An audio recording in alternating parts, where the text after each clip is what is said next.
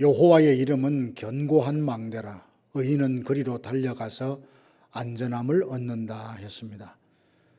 오늘 하루 예배하며 말씀과 기도로 시작하는 모든 성도님들의 삶을 하나님의 그 크신 능력으로 안전하게 지켜주시기를 소망합니다. 이 시간 다 함께 사도신경으로 우리의 신앙을 고백합니다. 나는 전능하신 아버지 하나님, 천지의 창조주를 믿습니다. 나는 그의 유일하신 아들 우리 주 예수 그리스도를 믿습니다. 그는 성령으로 잉태되어 동정녀 마리아에게서 나시고 본디오 빌라도에게 고난을 받아 십자가에 못 박혀 죽으시고 장사된 지 사흘 만에 죽은 자 가운데서 다시 살아나셨으며 하늘에 오르시어 전능하신 하나님 우편에 앉아 계시다가 거기로부터 살아있는 자와 죽은 자를 심판하러 오십니다. 나는 성령을 믿으며 거룩한 공교회와 성도의 교제와 죄를 용서받는 것과 몸의 부활과 영생을 믿습니다. 아멘. 하나님의 말씀은 민수기 8장 23절에서 26절 말씀입니다. 여호와께서 또 모세에게 말씀하여 이르시되 레위인은 이같이 할지니 곧 25세 이상으로는 회막에 들어가서 복무하고 봉사할 것이요 50세부터는 그 일을 쉬어 봉사하지 아니할 것이나 그의 형제와 함께 회막에서 돕는 직무를 지킬 것이요 일하지 아니할 것이라. 너는 레위인의 직무에 대하여 이같이 할지니라. 아멘. 하나님께 받은 은혜가 너무 감사해서 자원함으로 헌신하기 위해서 일정한 기간을 정하고 자신을 구별하여 나신일로 드리는 사람들이 있었습니다. 이와 달리 레위인들은 자신의 의사와 상관없이 태어나면서부터 성막에서 봉사할 사람으로 지명이 되었습니다. 레위는 야곱의 세 번째 아들로 게르손, 고핫, 무랄이라는 세 아들을 두었습니다. 그중 고핫 자손 중에 아론의 후손들만 제사장이 되고 다른 사람들은 레위인이라 하여서 성막에서 제사하는 제사장을 돕고 성막을 관리하고 또 이동할 때 운반하는 일을 맡았습니다. 레위 지파 사람으로 태어나면 25세부터 30세까지 견습 기간을 거치고 50세까지 성막에서 봉사를 하게 했는데 각각 그 맡은 일이 달랐습니다.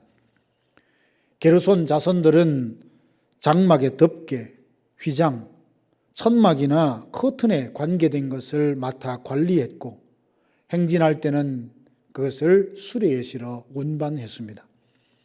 고핫 자손들은 지성소에 있는 법궤, 성소에 있는 등잔대, 향단, 떡상, 그리고 성전 마당에 있는 번제단을 관리하며 어깨에 메고 운반했습니다. 무라리 자손들은 기둥과 받침들, 말뚝이나 띠 등 성막을 지탱하는 뼈대를 관리하고 운반할 때 수레에 실어 운반을 했습니다. 민수기 8장 말씀에 보면 레위인들이 성막에서 봉사를 하기 전에 자신을 정결케 하는 예식을 치르게 했습니다. 정결케 하는 속죄의 물을 온몸에 뿌리고 온몸에 털을 밀고 옷을 빨아 입었습니다. 그리고 번제물과 속죄제물을 준비하여 하나님 앞에 드렸습니다. 하나님께서 레위인들에게 정결 예식을 치르게 하신 이유가 있습니다. 정결 예식을 진행할 때 특별한 순서가 있는데 백성들로 하여금 레위 사람들의 머리에 안수하여 자신의 대속물로 삼게 했습니다. 백성들의 대속 제물이 된 레위 사람들은 송아지 2마리에 손을 얹어 짐승들을 자신의 대속물로 삼았습니다. 레위 사람들은 2차례나 하나님께 흔들어 바치는 예물이 됩니다. 하나님께서 이렇게 까다롭고 번거롭다라고 여길 만큼 특별한 정결 예식을 치르게 하신 이유가 있습니다. 이렇게 함으로써 레위인들 마음속에 하나님을 섬기기 위해서 거룩하고 특별하게 구별되었다는 사실을 기억하기를 원하셨습니다. 레위인들은 이스라엘 백성들을 대표하여 하나님을 섬기도록 구별된 자라는 것을 잊으면 안 됩니다. 레위인들을 거룩하게 구별했듯이 하나님의 은혜로 말미암아 세상으로부터 구별된 자들, 그들이 곧 오늘 우리들입니다. 하나님께서는 흑암의 권세 아래에 있던 우리를 끌어내셔서 그리스도의 몸에 접붙여 주셨습니다.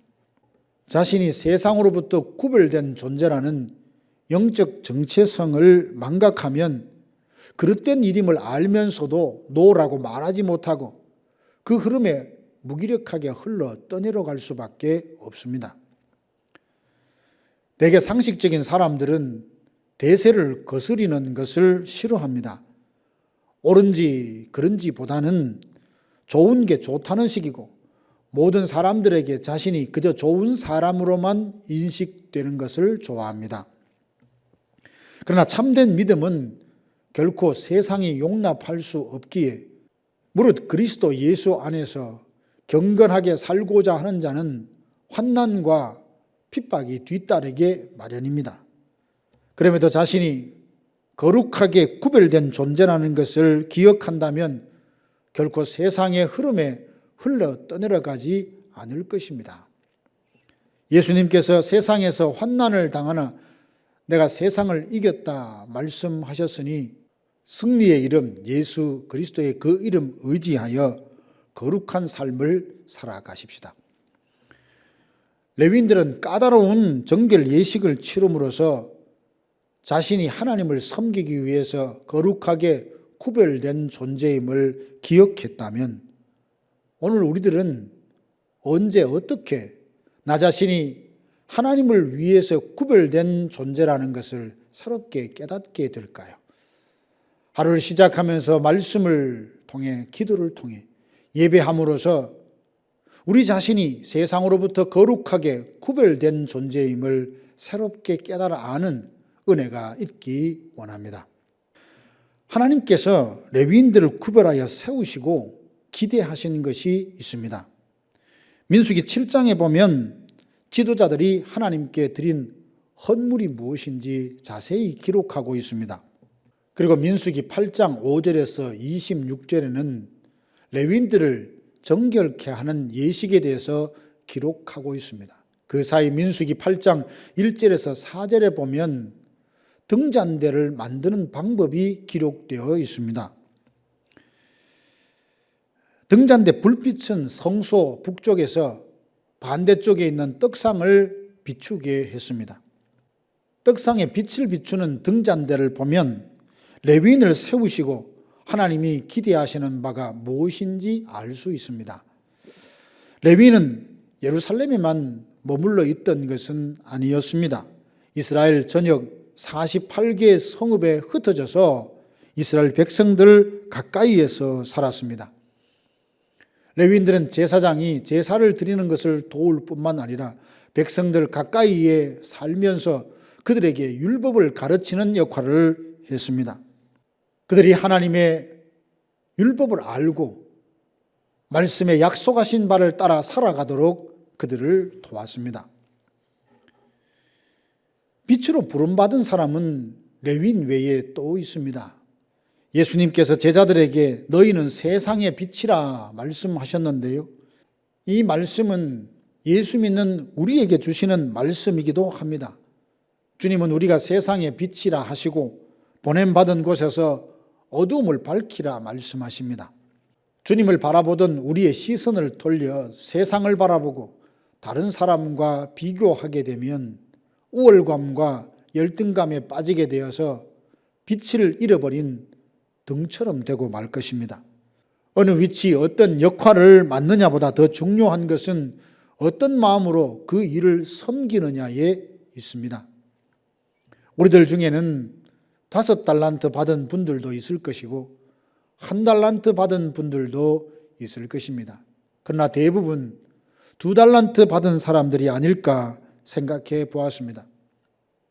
나보다 더 많이 5달란트 받은 사람을 시기하지 말고 나보다 더 적게 받은 1달란트 받은 사람을 무시하지 않고 내게 주신 몫을 과분한 사랑과 은혜로 여기며 자족함으로 잘 감당한다면 이는 곧 빛으로 살아가는 삶이 아니겠습니까? 사랑하는 성도 여러분, 하나님께서 레위인을 거룩하게 구별하시고 이스라엘의 빛으로 삼으셨습니다. 이와 같이 하나님은 우리를 거룩하게 구별하시고 세상의 빛으로 삼으셨습니다. 오늘 하루 우리에게 주어진 삶의 현장에서 한 줄기 빛이 되어서 영적인 어두움을 밝히는 성도들이 되시기를 주님의 이름으로 축원합니다. 기도하겠습니다. 지금은 우리 구주 예수 그리스도의 은혜와 하나님 아버지의 크고 놀라우신 사랑하심과 성령의 위로교통 충만케 하심이 오늘 하루 살아가면서 우리들이 세상의 빛으로 부름받았다는 사실을 기억하며 거룩하게 하나님을 섬기도록 구별된 존재임을 기억하며 살리라 다짐하는 사랑하는 성도들 머리 위에 이제로부터 영원토록 함께 있을지어다. 아멘.